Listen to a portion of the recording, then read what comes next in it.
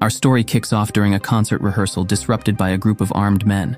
Matteo and his friend John are part of a tactical team sent to rescue the musicians. The situation escalates when the criminals record a demand for 300 million EUR, accompanied by a demonstration of dire consequences if their demand isn't met. Matteo realizes they aren't bluffing and disobeys John's orders to act prematurely.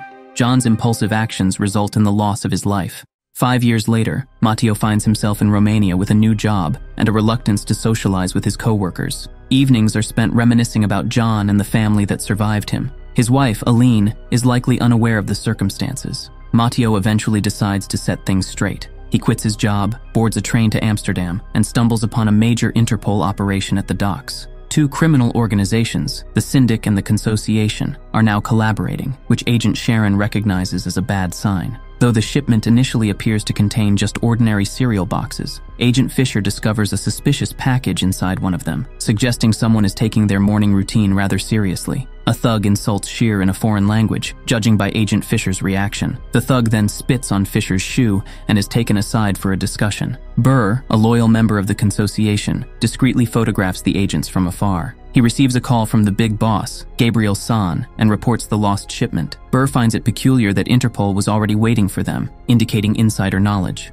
The foul-mouthed individual is actually an informant named Roman, who has been supplying information to the agents. The shoe incident was staged to facilitate communication. Roman predicts both the Syndic and the Consociation will be on edge, making a mistake likely. As for other mistakes, there's a guy at PW Investments attempting to convince people to invest in crypto, not because he believes in its potential, but to cover his own losses. Despite his efforts to sound composed, hints of despair creep into his voice. Investments. On the phone, there's a guy trying to convince people to invest in cryptocurrency. However, he's not doing it because he believes in its potential. In fact, he's persuading folks to make the same mistake he did, so he can use their money to cover his losses. Despite his attempts to sound calm, you can hear a hint of despair in his voice. Meanwhile, Matteo is summoning his courage at Helen's doorstep. The little girl who answers the door is John's daughter, Angie. She's quite a character, and her first question is about broccoli. She's curious if John really liked it. Matteo tells the truth, unintentionally revealing her mom's lie about it. Helen, who is now married to a man named Paul, is happy to see her old friend Matteo, but also resents him for being absent for so long. He didn't even attend the funeral and wasn't there when she needed support the most. Matteo starts to explain his absence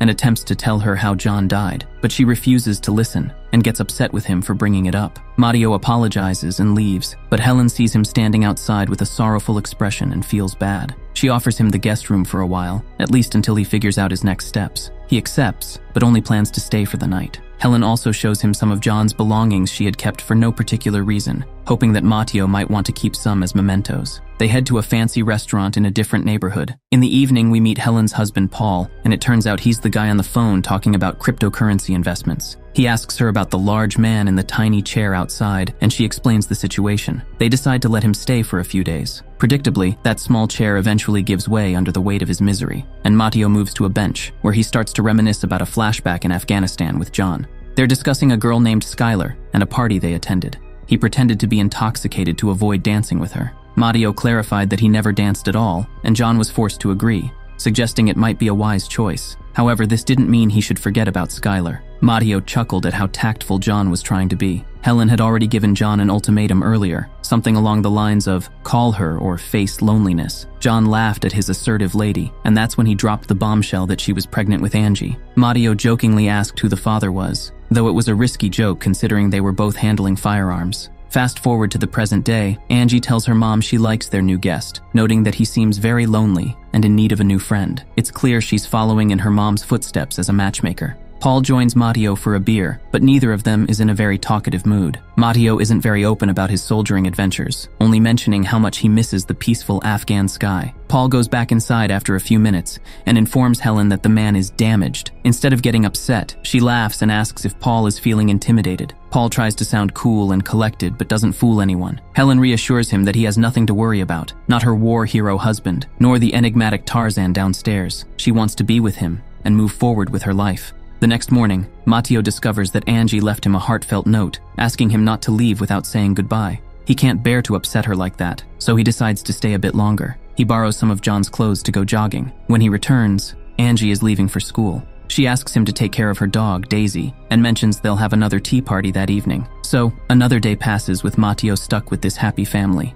Like most happy families, this one also has its secrets. Paul and his unexpected workplace visitor, Gabriel Saban, didn't even bother with the facade of appearing calm and composed this time. Paul straightforwardly asked why Gabriel had to come in person. Saban explained that he was concerned about 15 million euros that had mysteriously disappeared from his account. Paul, frantically clicking and scrolling on his computer, attempted to bury Gabriel in technical jargon, blaming it on a software glitch interfering with real-time transactions. He claimed the money was there but that Gabriel couldn't see it. This was the wrong thing to say to a man like Gabriel, or anyone for that matter. Paul swore to have it fixed by tomorrow, and Gabriel reluctantly believed him, knowing the alternative was too absurd. After all, who would be foolish enough to steal from the association? As they left in a car, Saban grumbled about Interpol's interference, finding it incredibly irritating when you're trying to maintain an honest career as a drug lord. Meanwhile, in the background, Roman, the informant, happened to be nearby, innocently engrossed in his phone. From an odd angle, no one suspected him of photographing the gangsters or anything of the sort.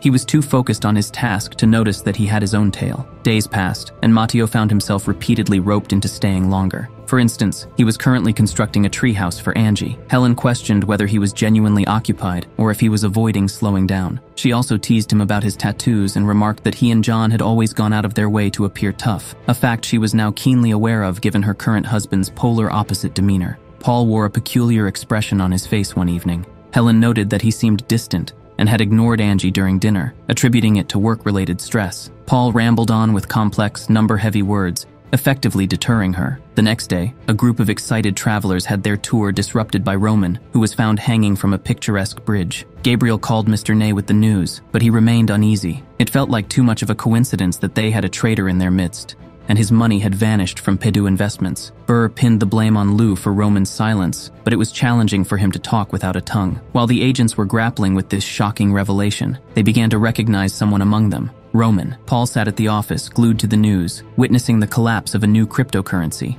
From Paul's one-sided conversation with the TV screen, it became apparent what had transpired. He had made an ill-fated choice in cryptocurrency investments, using money that belonged to the wrong client. He dialed Gabriel, spinning a pitiable tale about the glitch being more complicated than anticipated. Gabriel didn't bother yelling. Instead, he dispatched a few of his men to resolve the situation. Meanwhile, Schur and Fisher discussed the fate of their informant, recognizing that such a dramatic disposal was undoubtedly a message from Rib. Roman's phone began to ring just in time for Face ID to unlock it, but it was too late to answer. Schur decided she would take the call and relay it to Naomi later. At home, Helen observed Angie playing with Matteo while her husband called. Paul informed her that he would be working late that evening. He then switched phones and called Roman, leaving a message stating that he was prepared to negotiate. The next day, Helen suggested to Matteo that he should extend his stay. John would have been happy to see Matteo and Angie bonding, but just as things seemed better, a sudden and strange attack happened. 4 masked people with bats ambushed Matteo. Angie, showing incredible bravery, rushed to protect him. One of the attackers, however, remained cold-hearted and faced swift retribution.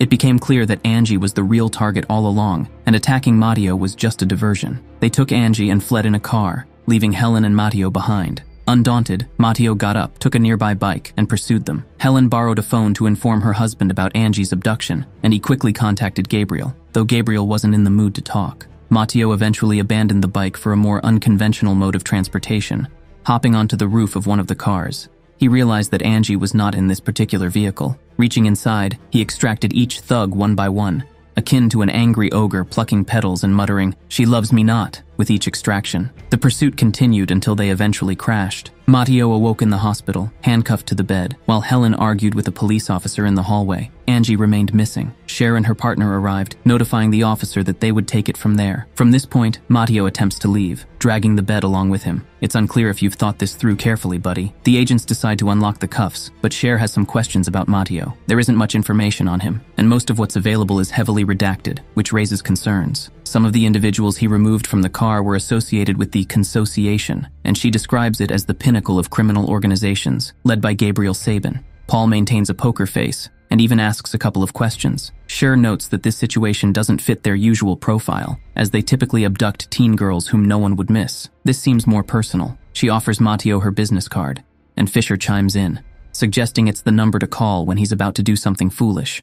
However, Fisher himself is the one overlooking something, and he realizes it too late. Lou had been there the whole time. At the same time, Angie finds comfort in the company of a stripper named Molly. Gabriel assures her that she'll be back home soon and tries to downplay her distress. However, his conversation with Burr reveals a different plan as they contemplate what to do with her, including the possibility of selling her to an international gang. Determined to locate Angie, Matteo asks Helen for the code to open John's briefcase. Paul intervenes, suggesting that these individuals are too dangerous and they should leave it to Interpol. Inadvertently, he says more than he should have, and Matteo quickly picks up on his suspicion. Helen is initially shocked by the accusation, but her shock turns to horror when she realizes that Paul is right. Paul eventually confesses to everything and admits that there's no way they can engage in a conflict with these people. It's ironic how he didn't consider this before taking 15 million EUR from the very same individuals. Matteo insists that Paul call Sabin and tell him that he has the money they're looking for. They arranged a meeting at a Westport construction site,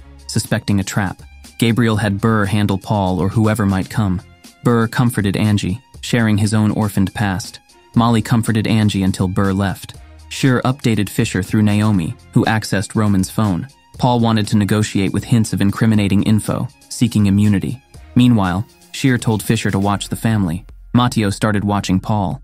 Helen offered coffee, and Helen nonchalantly mentioned Paul was upstairs, showing indifference to his fate in jail. At the agreed meeting spot, the mercenary leader mocked Matteo, asserting there was no exchange. The agreement was not to harm the girl. He suggested a foreign prince would make her a princess. It became clear the bag held no money. There was none. The contents were exposed when a bomb went off. Matteo saved a survivor and had a friendly chat until they disclosed Angie's location. Helen's agent Fisher suspected Paul's reluctance to be arrested. Lou attacked Paul, and Helen tried to help, but Fisher passed away slowly. Later, Fisher left with a heavy bag, finding Lou in the back seat. Paul offered half the cash, but Lou took it all without a word. Matteo signaled Scheer with a card, indicating a risky move. She offered to join, and they reached Sion's nightclub, clearing a path to the penthouse by defeating obstacles. They found Molly crying, and she directed them without hesitation. On the rooftop, Lou and Burr faced Scheer and Matteo. Meanwhile, Gabriel guided Angie downstairs. Lou and Burr's criminal lives ended abruptly. Only the boss remained. Angie tried to escape, but he fired a shot, scaring her. Matteo caught up, and despite the odds, the knife prevailed. Gabriel fell, and Matteo rescued Angie, who remarkably stayed unharmed. 6 months later, Angie was thriving to the extent that even her dog had a puppy. And this is where our story concludes.